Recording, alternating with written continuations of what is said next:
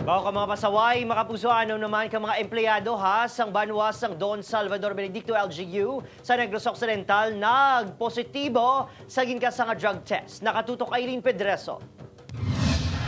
Ginkumpirma sa kapulisan nga anom ka mga empleyado sang LGU sang Don Salvador Benedicto ang nagpositibo sa random drug test sang tinalikdan nga semana. Sa masobra 200 ka mga empleyado sang munisipyo, anom sa mga ini nga lunsay mga JO ang nagpositibo sa paggamit sa illegal nga droga. Gin-subject for profiling ang mga nagpositibo. Agud mahibaluan kung diin sa mga ini ginbakal ang illegal nga droga. So, sa amon sa PNP, iano man sila namon na may subject for profiling sila namon about man sang individual nila ma'am activity para man maano man namon na mga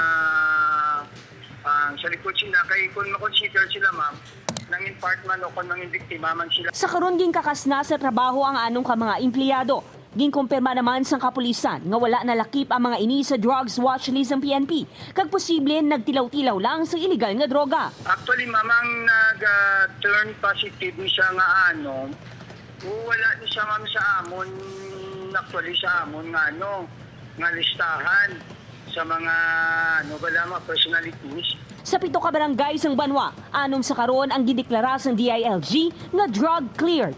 Samtang ginatutukan sa kapulisan subong ang isa ka barangay nga wala pa na clear sa illegal nga droga. Upod Gerwal Banggoy, Aileen Pedreso para sa GMA Regional TV Early Edition.